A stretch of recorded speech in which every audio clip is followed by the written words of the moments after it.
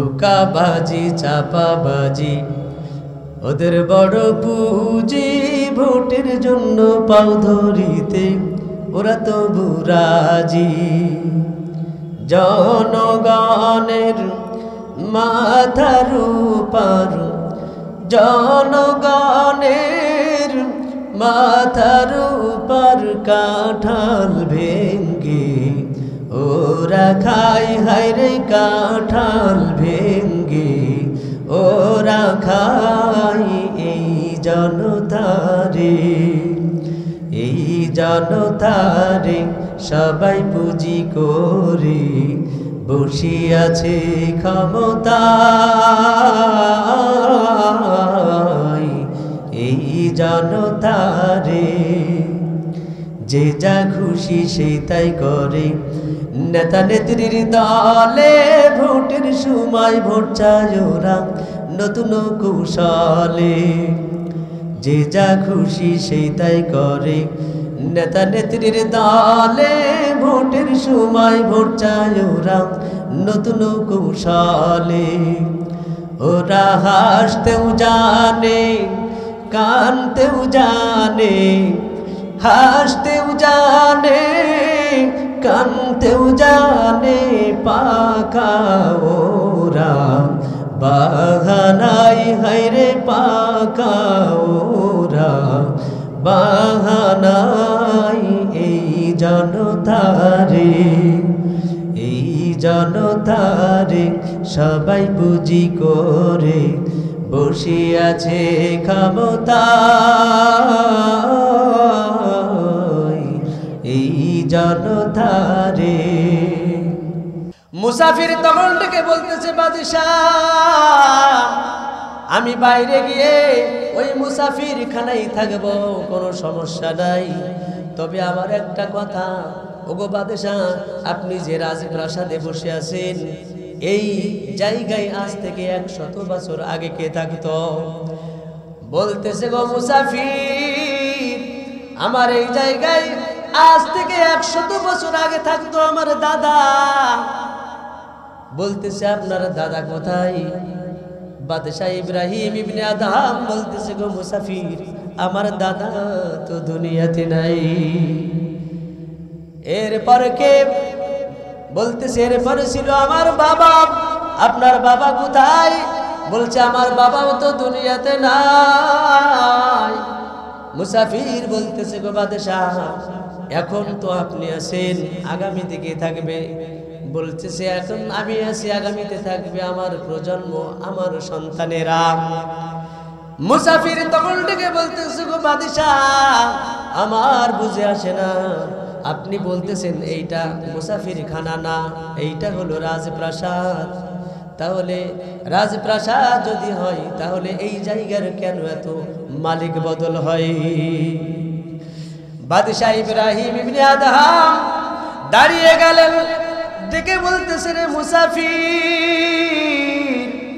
তুমি আমার চক্ষু খুলে দিয়েছে গো মুসাফির, আমার চক্ষু তুমি খুলে দিয়েছো।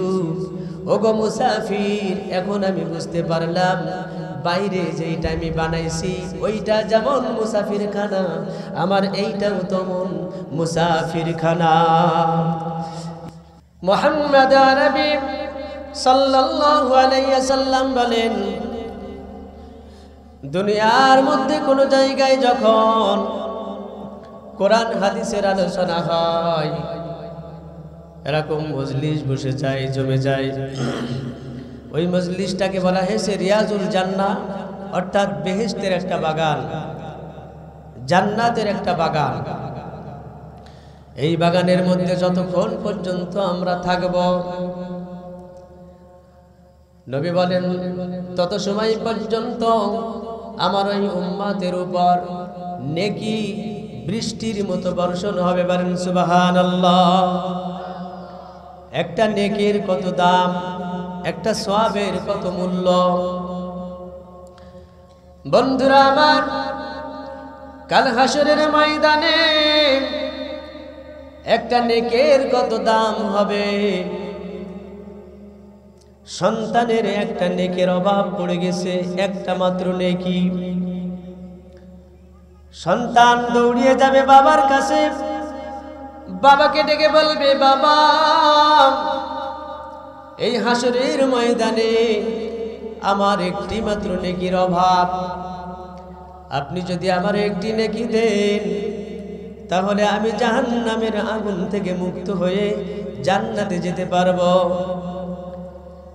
ওই বিভীষিকাময় হাসরের ময়দানে একটি মাত্র নেকি দেওয়ার ভয়ে বাবা সন্তানের পরিচয় দেবে না। বাবা ডেকে বলবে, দুনিয়ায় আমার কোনো সন্তান ছিল না। বাবা সন্তান থেকে পলায়ন করবে। এদিকে সন্তান বাবার কাছে যাবে, ডেকে বলবে, আব্বু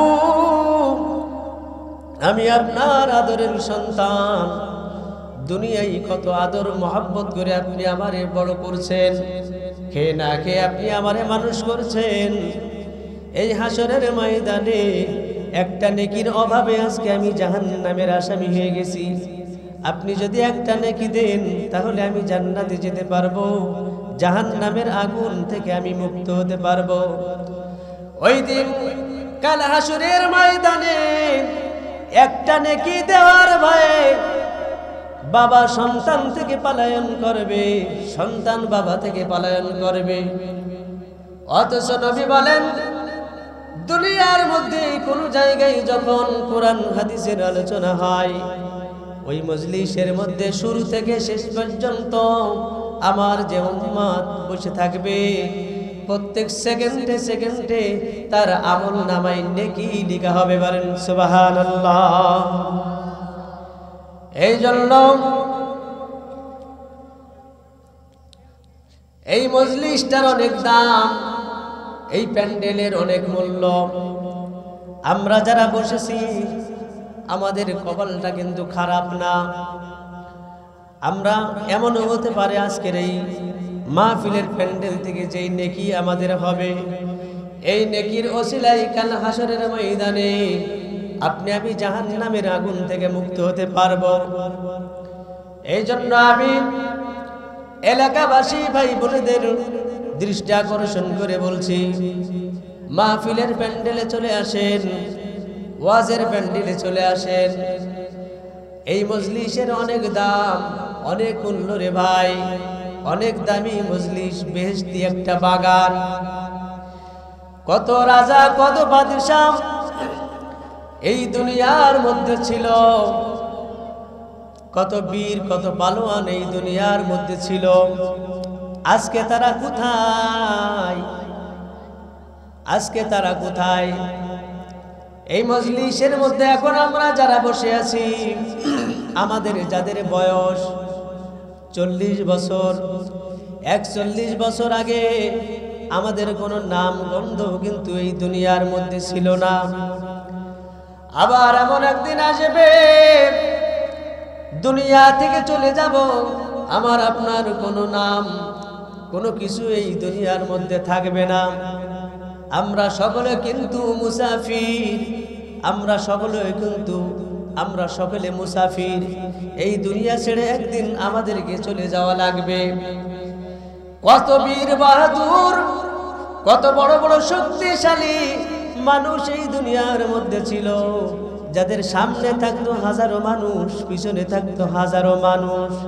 এমন ভাবে তারা আজকে কবরের মধ্যে পড়ে আছে, এমন ভাবে তারা গোরস্থানে, বাঁশবাগানে, বিভিন্ন জায়গায় পড়ে আছে।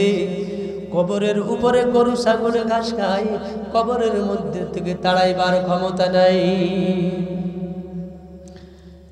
একদিন মাটির ভিতরে হবে ঘর রে, মন আমার কেন বান্ধ দালান ঘর।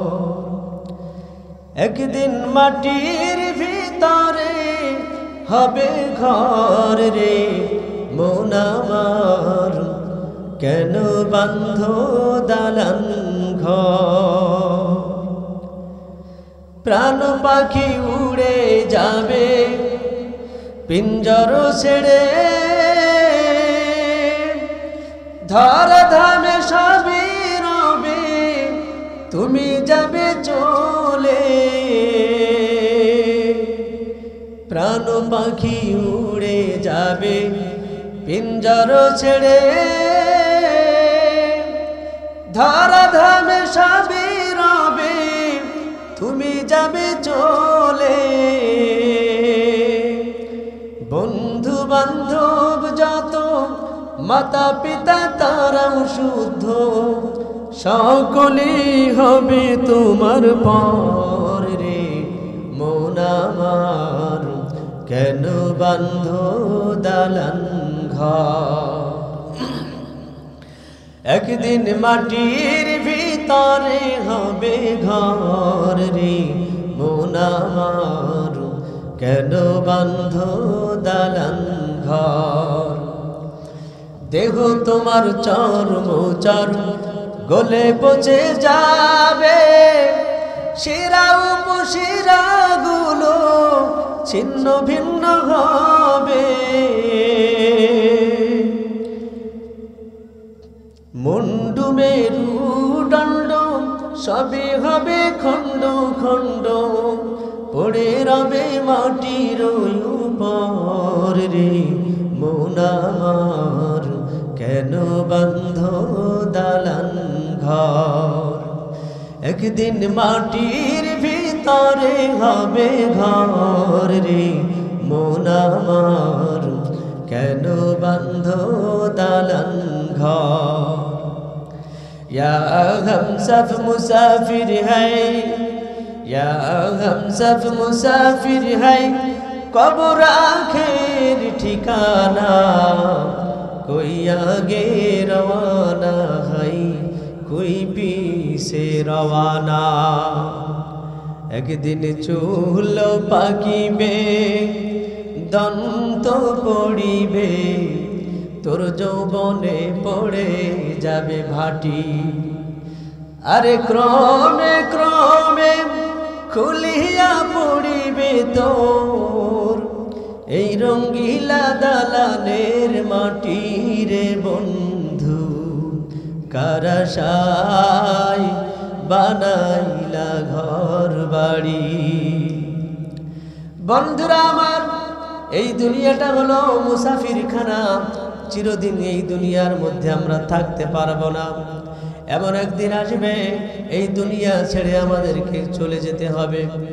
আল্লাহ পাক বলেন, মিনহা খলাকনাকুম ওয়া ফিহা নুঈদুকুম ওয়া মিনহা নুখরিজুকুম তারাতান উখরা। আল্লাহ পাক বলে, ওরে মানুষ, আমি এই মাটি থেকে তোদেরকে সৃষ্টি করেছি, মাটি দিয়ে বানাইছি। আবার দুনিয়ার জমিনে কিছুদিন চলাফেরা করবি, এরপর আবার আমি এই মাটির মধ্যে তোরে নিয়ে চলে আসবো। ওয়া মিনহা নুখরিজুকুম তারাতান উখরা। আবার কাল হাসরের ময়দানে এই মাটির মধ্য থেকে তোদেরকে আমি তুলবো। এই দুনিয়া আপনার আমার অস্থায়ী জিন্দেগি রে ভাই। যত বড় টাকাওয়ালা হই না কেন, যত বড় সৌন্দর্যের মালিক আপনি আমি হই না কেন, এই দুনিয়া ছেড়ে একদিন আমাদেরকে বিদায় নিতে হবে। এই দুনিয়া ছেড়ে একদিন আপনাকে আমাকে চলে যেতে হবে। বন্ধুরা আমার, বাদশাহ ইব্রাহিম ইবনে আদহাম রহমাতুল্লাহি আলাইহি, উনি একদিন এরকম ভাবে উনি রাজ দরবারে ঘুমিয়ে রয়েছেন। হঠাৎ করে একজন মুসাফির ওনার ঘরের গেটে, ওনার ফাসিলের গেটে এসে উপস্থিত হয়ে গেল। মুসাফির দারোয়ানকে ডেকে বলতেছে, রে দারোয়ান, আমি একটু বাদশাহ ইব্রাহিম ইবনে আদহামের সাথে একটু দেখা করতে চাই, ওনার সাথে আমি কিছু কথা বলবো। দারোয়ান ডেকে বলতেছে, রে মুসাফির, এখন তো গভীর রাত, তুমি যদি দেখা করতে চাও আগামী কালকে আসো, আমি বাদশার সাথে তোমার দেখা করার সুযোগ করে দেব। মুসাফির বলতেছে, আগামী কালকে আমার সময় নাই, এই মুহূর্তে এখনই আমি বাদশাহ ইব্রাহিম ইবনে আদহামের সাথে দেখা করব। দারোয়ান নিরুপায় হয়ে বাদশার কাছে চলে গেলেন, ডেকে বলতেছে, গো বাদশাহ, একজন মুসাফির এসে আপনার সাথে দেখা করবে, অনেক জোরাজুরি করলাম, শুনে না, এখনই আপনার সাথে কথা বলতে চাই। বলতেছে ডেকে দাও। ভিতরে যাওয়ার পর বাদশাহ ইব্রাহিম ইবনে আদহাম বলতেছেন, কি কথা তোমার? এই গভীর রাত্রে এত কি দরকার? কি জন্য তুমি আমার কাছে এসছো বলো। মুসাফির বলতেছে, গো বাদশাহ, আমি একটু আপনার এই মুসাফিরখানায় থাকতে চাই। আজকের রাতটুকু আপনার এই মুসাফিরখানায় আমি থাকব। বাদশাহ ইব্রাহিম ইবনে আদহাম রাগ করে ডেকে বলতেছে, রে আহাম্মদ, এই ঘরটাকে কি তোর কাছে মুসাফিরখানা মনে হয় নাকি? এইটা হলো রাজপ্রাসাদ, এখানে রাজা বাদশারা থাকে। এইটা মুসাফিরখানা না, আমি মুসাফিরখানা বাইরে বানিয়ে রাখছি। তুমি যদি থাকতে চাও ওই বাইরে যাও, সেখানে আমি খানা পিনার ব্যবস্থা করছি, ঘর দূর খেতা বালিশের ব্যবস্থা আছে, ওখানে যাও। মুসাফির তখন থেকে বলতেছে, বাদশাহ, আমি বাইরে গিয়ে ওই মুসাফির খানায় থাকবো, কোনো সমস্যা নাই। তবে আমার একটা কথা, ওগো বাদশাহ, আপনি যে রাজপ্রাসাদে বসে আছেন, এই জায়গায় আজ থেকে 100 বছর আগে কে থাকতো? বলতেছে, গো মুসাফির, আমার এই জায়গায় আজ থেকে 100 বছর আগে থাকতো আমার দাদা। বলতেছে, আপনার দাদা কোথায়? বাদশাহ ইব্রাহিম ইবনে আদহাম বলতেছে, গো মুসাফির, আমার দাদা তো দুনিয়াতে নাই। এরপর কে? বলতেছে, এরপর ছিল আমার বাবা। আপনার বাবা কোথায়? বলছে, আমার বাবাও তো দুনিয়াতে নাই। মুসাফির বলতেছে, গো বাদশাহ, এখন তো আপনি আছেন, আগামী দিকে থাকবে। বলতেছে, এখন আমি আছি, আগামীতে থাকবে আমার প্রজন্ম, আমার সন্তানেরা। মুসাফির তখন থেকে বলতেছে, গো বাদশাহ, আমার বুঝে আসে না, আপনি বলতেছেন এইটা মুসাফির খানা না, এইটা হলো রাজপ্রাসাদ। তাহলে রাজপ্রাসাদ যদি হয়, তাহলে এই জায়গার কেন এত মালিক বদল হয়? বাদশাহ ইব্রাহিম ইবনে আদহাম দাঁড়িয়ে গেলেন, ডেকে বলতেছে, রে মুসাফির, তুমি আমার চক্ষু খুলে দিয়েছে গো মুসাফির, আমার চক্ষু তুমি খুলে দিয়েছো। ও গো মুসাফির, এখন আমি বুঝতে পারলাম, বাইরে যেইটা আমি বানাইছি ওইটা যেমন মুসাফির খানা, আমার এইটাও তেমন মুসাফির খানা। ইয়া হামসফ মুসাফির হাই, ইয়া হামসফ মুসাফির হাই, কবর আখির ঠিকানা, कोई आगे रवाना है, कोई पीछे रवाना। বন্ধুরা আমার, এই দুনিয়া থেকে আপনাকে আমাকে একদিন চলে যেতে হবে। আপনি আমি সকলেই কিন্তু কবর পথের যাত্রী। একটু খেয়াল করি এদিকে, আমি ছোট্ট একটি আয়াতে কারিমা তেলাওয়াত করেছি, ইয়াউমা নাদউ কুল্লা উনাসিম বিইমামিহিম। আল্লাহ পাক বলেন, ওগো মানুষ, তোমরা তো চিরকাল দুনিয়ার মধ্যে থাকবে না, তোমাদেরকে চলে আসতে হবে আমার কাছে। হাসরের ময়দানে তোমাদেরকে উঠতে হবে।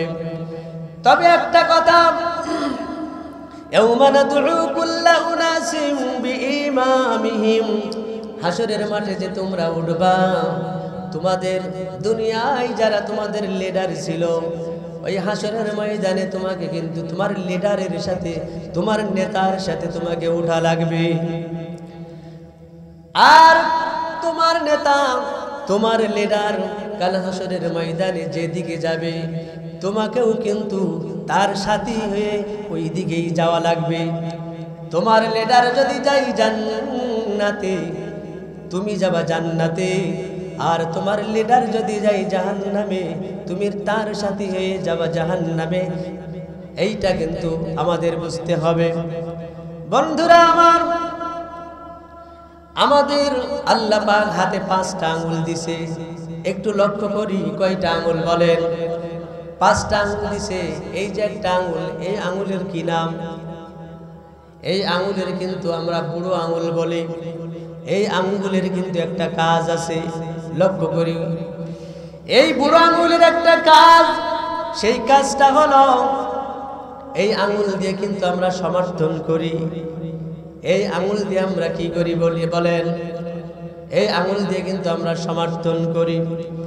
কাল হাসরের ময়দানে এক শ্রেণীর মানুষ তারা উঠে দাঁড়াবে,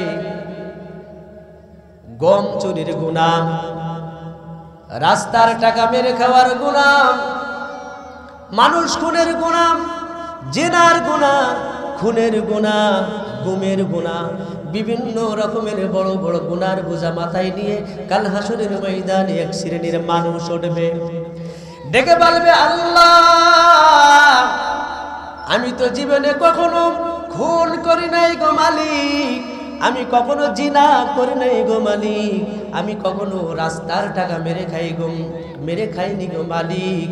অথচ আজ আমার আমলনামার মধ্যে এই সমস্ত বড় বড় গুনাহগুলো দেখা যাইতেছে। মনে হয় আপনার ফেরেশতারা ভুল করে অন্যের খাতা আমার কাছে নিয়ে আসছে। ফেরেশতারা বলবে, ওগো আল্লাহর বান্দা, ভুল না, এই খাতাটা তোমার, এই খাতার মধ্যে যত রকমের গুনাহ আছে সমস্ত গুনাহগুলো তোমার, এই গুনাহ তুমি করেছো। সে বলবে, ওগো ফেরেশতা, আমি কখনো রাস্তা কিভাবে করতে হয়, বিল বাউল কিভাবে দখল করতে হয়, বড় বড় মাছগুলো কিভাবে মারতে হয়, আমি নিরীহ মানুষ জানতামই না। বলবে, তুমি যাকে দুনিয়ার মধ্যে লিডার বানাইছো, তুমি যাকে এই বুড়ো আঙ্গুল দিয়ে সমর্থন করছো, তোমার সেই নেতা এই সমস্ত আকামগুলো করছে, তুমি তাকে আকাম করার সুযোগ করে দিছো। এই জন্য আজ হাসরের ময়দানে তোমার নেতা যত আকাম করছে, যত গুনাহ করছে, ওই পরিমাণ গুনাহ তোমার আমল নামায় দেয়া হবে। কি বলে? এই জন্য আমাদেরকে অনেক চিন্তা ভাবনা করতে হবে। আল্লাহ পাক বলেন, ইয়াউমা নাদউ কুল্লা উনাসিম বিইমামিহিম, কাল হাসরের ময়দানে তোমাকে তোমার নেতার সাথে তোলা হবে। তোমার নেতা যদি জান্নাতে যায়, তুমি যাবে জান্নাতে, আর তোমার নেতা যদি যায় জাহান্নামে, তুমি যাবে জাহান্নামে। অন্যথায় আপনার আমার লিডার কাল হাসরের ময়দানে, দুনিয়াতে যদি আমরা ভালো কোনো যোগ্য ব্যক্তিকে সমর্থন করতে পারি, যোগ্য কোনো মানুষকে দুনিয়াতে যদি আমরা সমর্থন করতে পারি, কাল হাসরের ময়দানে সে যাবে জান্নাতে, আমরা তার সঙ্গী হয়ে জান্নাতে যেতে পারবো।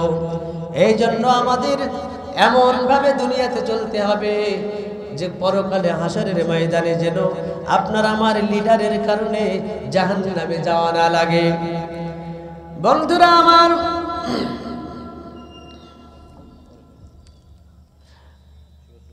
খলিফাতুল মুসলিমিন হযরত ওমর রাদিয়াল্লাহু তাআলা আনহু একদিন ঈশার নামাজের পর উনি চিন্তা করলেন, আমি মক্কার অলিগলিগুলো একটু ঘুরে ঘুরে দেখি। বিভিন্ন জায়গায় ঘুরে ঘুরে দেখতেছেন। হযরত ওমর রাদিয়াল্লাহু তাআলা আনহু যাইতে যাইতে অনেক দূর গিয়ে দেখে একটা ঘরের মধ্যে ছোট্ট ছোট্ট মানুষ, ছোট্ট ছোট্ট বাচ্চারা কান্না করতেছে, আর ঘরের মধ্যে থেকে ধোঁয়া উঠতেছে। খলিফাতুল মুসলিমিন হযরত ওমর বাইরে থেকে আওয়াজ দিলেন, মা, ঘরের মধ্যে তোমার কান্নার আওয়াজ, কি সমস্যা একটু খুলে বলো। ঘরের মধ্যে থেকে একজন মহিলা বলতেছে, কেউ আগন্তুক, আমার ঘরের মধ্যে ছোট্ট ছোট্ট কয়েকজন বাচ্চা আছে, আমি হচ্ছে একজন শহীদের স্ত্রী, আমার স্বামী যুদ্ধ করতে গিয়ে শহীদ হয়ে গেছে, আমার ঘরে আজ 3 দিন পর্যন্ত কোনো খানা পানি নাই, আমার বাড়িতে কোনো খাবার ব্যবস্থা নাই, আমার বাচ্চাগুলা খাওয়ার কষ্টে, খাওয়ার জ্বালাই ছটফট করতেছিল, আমি তাদেরকে সান্ত্বনা দেওয়ার জন্য হাড়ির মধ্যে পানি দিয়ে লাকড়ি দিয়ে জ্বালাইতেছি, ধুমা করতেছি, আমার বাচ্চাগুলো যেন বোঝে, আমার বাচ্চাগুলো যেন বোঝে আমি রান্না করতেছি। তারা চিন্তা করতেছে আমার মা রান্না করতেছে, এই ভাবনা করতে করতে ঘুমিয়ে গেছে। আর আমার ছোট্ট বাচ্চাটা, দুধের বাচ্চা, ও তো বোঝে না, ও কান্না করতেছে। এখন ওগো আগন্তুক, আমি তোমার একটা কথা বলি, আমার এই সন্তানগুলার মধ্যে যদি কোনো সন্তান খাওয়ার জ্বালায় মারা যায়, না খেয়ে মারা যায়, কাল হাসরের ময়দানে আমি খলিফাতুল মুসলিমিন হযরতে ওমরের গলায় রশি লাগিয়ে আল্লাহর দরবারে মামলা দায়ের করব। হযরত ওমর রাদিয়াল্লাহু তাআলা আনহু এই কথা শোনার পর ওনার গায়ের রং পর্যন্ত দাঁড়িয়ে গেল, দৌড় দিয়ে চলে গেছে বাইতুল মালের দরজা খুলে, বলতেছে ওগো তোমরা কারা আসো, আমার মাথায় এক বস্তা আটা তুলে দাও। আর একজনকে বলতেছে তুমি কিছু মশলাপাতি এগুলা নিয়ে, তেল নিয়ে আমার পাশ আসো। একজন বলতেছে হুজুর আপনি নিজেই কেন ওই আটার বস্তা বহন করবেন? খলিফাতুল মুসলিমিন অর্ধ জাহানের বাদশাহ বলতেছে আমি নিজে এই জন্য বহন করব যে আমি ওমরের বিরুদ্ধে কাল হাসরের ময়দানে ওই মহিলা আল্লাহর দরবারে মামলা দায়ের করবে, এই কারণে আমি নিজেই এই আটার বস্তা বহন করব। বস্তা নিয়ে মহিলার বাড়ি এসে উপস্থিত হযরত ওমর রাদিয়াল্লাহু তাআলা আনহু নিজেই খানা তৈরি করলেন, নিজেই খানা তৈরি করলেন, মহিলার কাছে খানা পৌঁছিয়ে দিলেন, দিয়ে বলতেছে গো মা এই খানা তুমি নিজে খাও, তোমার সন্তানদেরকে খাওয়াও, আর কাল এরকম ফজরের নামাজের পর তুমি আমার সাথে দেখা করবে। বন্ধুরা আমার, সকালবেলা ফজরের নামাজের পর খলিফাতুল মুসলিমিন হযরত ওমর রাদিয়াল্লাহু তাআলা আনহু সকলকে ডেকে বলতেছেন তোমরা নামাজের পরে বসে যাবে, কেউ যাবে না, আজকে একটা বিচার হবে, এই বিচারের পর সকলে যাবে। ওমর রাদিয়াল্লাহু তাআলা আনহু দুইজন ব্যক্তিকে পাঠিয়ে দিলেন, তোমরা যাও ওই মহিলাটাকে ডেকে নিয়ে আসো। মহিলা আসলো, মহিলা এসে দেখে গতকালকে রাত্রে আমার বাসায় যেই মানুষটা খানা পাক করেছিল এই তো সেই ব্যক্তি, ইনি হয়তো ওমর হবে। মহিলার মধ্যে এরকম কাঁপুনি শুরু হয়ে গেছে। ওমর রাদিয়াল্লাহু তাআলা আনহু নিজের মাথার পাগড়ি খুলে মহিলার হাতে দিয়ে বলতেছে গো মা তুমি আমার গলার মধ্যে পাগড়ি পেঁচিয়ে এই মদিনার গলিতে গলিতে ঘোরাও, কাল হাসরের ময়দানে তুমি যেন আল্লাহর দরবারে আমার নামে মামলা না করো। বন্ধুরা আমার, সাহাবায়ে কেরাম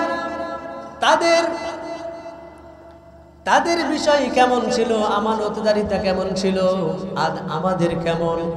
উপর থেকে যদি 30 টন মাল আসে, জনগণের কাছে পৌঁছাইতে পৌঁছাইতে 2 টন হয়ে যায়, 28 টন হারিয়ে যায়, ঠিক কিনা বলেন? 28 টন হারিয়ে যায়, মাত্র 2 টন হয়ে যায়। যে সময় আসতেছে, সামনে যে সময় আসতেছে, তারা কিন্তু বিভিন্নভাবে রূপ ধারণ করবে। এরকম এক নামাজ 4 বার পর্যন্ত পড়বে। আসরের নামাজ নেতা আসরের নামাজ উত্তর পাড়ার মসজিদে পড়ছে, আবার দক্ষিণ পাড়ার মসজিদে নামাজ এখনো শেষ হয় না, ওখানে যেও পড়েছে।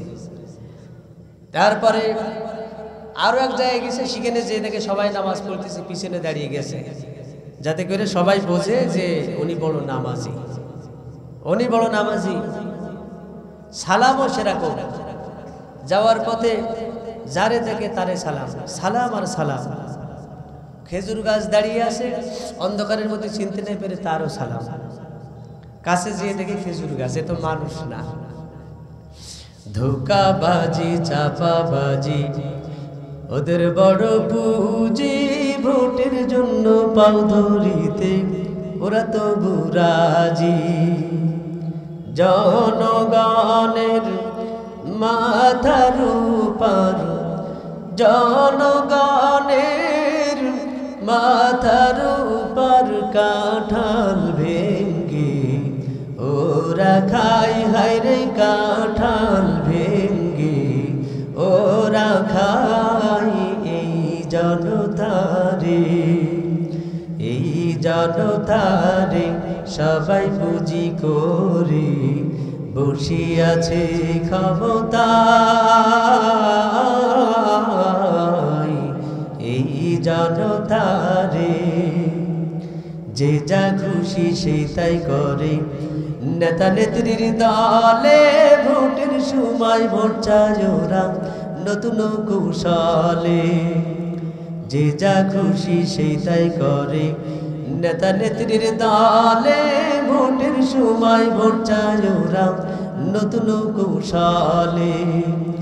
ওরা হাসতেও জানে কানতেও জানে, হাসতেও জানে কানতেও জানে, পাকা ওরা বাহানাই হায়রে পাকা ওরা বাহানাই। এই জনতারে এই জনতারে সবাই পুঁজি করে বসিয়াছে ক্ষমতায়। এই জনতারে ইয়াউমা নাদউ কুল্লা উনাসিম বিইমামিহিম। বন্ধুরা আমার একটু লক্ষ্য করি শেষ কথা। আল্লাহ বলেন কাল হাসরের ময়দানে তোমাকে উঠতে হবে তোমার নেতার সাথে। তোমার নেতা যদি যায় জান্নাতে তুমি যাবা জান্নাতে, তোমার নেতা যদি যায় জাহান্নামে তুমি তার সাথে সেখানেই তোমাকে যাওয়া লাগবে। এই জন্য আমাদেরকে দুনিয়ার মধ্যে হিসাব করে চলতে হবে। শুধুমাত্র এই একটা আঙুলের ভুল যদি আমাদের হয়ে যায়, এই বুড়ো আঙুলের ভুলের কারণে হাজি ডেকে বলবে হজ করেছি, মক্কায় গিয়েছি, নামাজ আদায় করেছি, বহু ইবাদত করেছি, কোথায় গেল? বলবে তোমার সমস্ত ইবাদত শেষ, শুধুমাত্র এই বুড়ো আঙুলের একটা ভুলের কারণে সব ইবাদত তোমার শেষ। এজন্য আল্লাহ তাআলা আমাদেরকে এই ব্যাপারে বুঝার তৌফিক দান করুক। সকলে বলি আমিন।